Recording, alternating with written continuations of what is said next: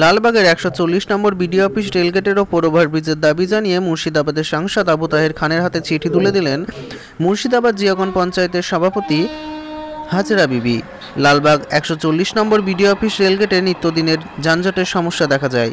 রেলগেটের পশ্চিম দিকে রয়েছে মহকুমা হাসপাতাল, মহকুমা অফিস, মুর্শিদাবাদ থানা, দমকল কেন্দ্র, লালবাগ মহকুমা আদালত, লালবাগের কলেজ সহ বিভিন্ন গুরুত্বপূর্ণ অফিস।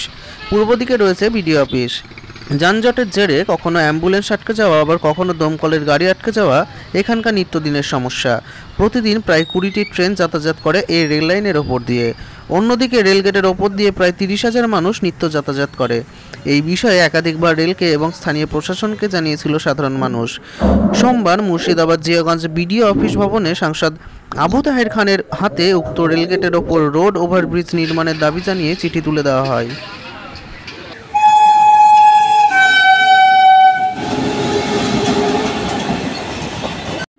প্রতিদিন নিত্য নৈমিত্তিক যে অসুবিধার মধ্যে পড়ে এমজে ব্লক, এপার এবং ওপার বিভিন্ন রকম সমস্যা আছে।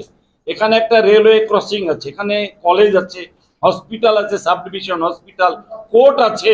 এদিক থেকে মানুষকে ওদিকে যেতে হয়। লালবাগের সবথেকে বড় কথা হিস্টোরিক্যাল প্লেস মুর্শিদাবাদের হাজারদুয়ারি, সেটা দেখতে ভিজিটার্সদেরকে আসতে হয়। কিন্তু প্রতিদিন এদের যে যানজট, এটা নিত্য নৈমিত্তিক ঘটনা এই রেল ক্রসিং এর জন্য। এবং এখানে সবসময় এটা পড়ে থাকে, যখনই ট্রেন আসে ৮ ঘন্টা ৪৫ মিনিট একটা মানুষকে নিত্যযাত্রীদেরকে অপেক্ষা করতে হয়। এবং সব থেকে বড় কথা স্কুলের স্টুডেন্টদের, কলেজের স্টুডেন্টদের এই যে ক্লাস শুরু হয়ে যায় যেতে যেতে এমন একটা পরিযায় তৈরি হয়, অ্যাম্বুলেন্স আটকে যায়, সাংঘাতিক একটা রুগী পাশে সাব ডিভিশন হসপিটাল অ্যাটাচড, অথচ এই গেটের জন্য ৮ ঘন্টা ৪৫ গাড়ি দাঁড়িয়ে থেকে অনেকে মারা গিয়েছে, এরকমও রিপোর্ট আছে আমাদের কাছে।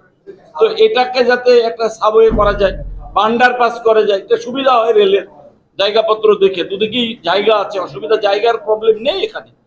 তো সেইটা দেখে এরা একটা আমাদেরকে পঞ্চায়েত সমিতির পক্ষ থেকে এমজে ব্লকের এখানে একটা রেলের ওভারব্রিজ অথবা আন্ডারপাস নিত্য নৈমিত্তিক যাত্রীদের জন্য এটা সুবিধার জন্য এটা করা হোক, এই আবেদন আমাদের কাছে করেছে।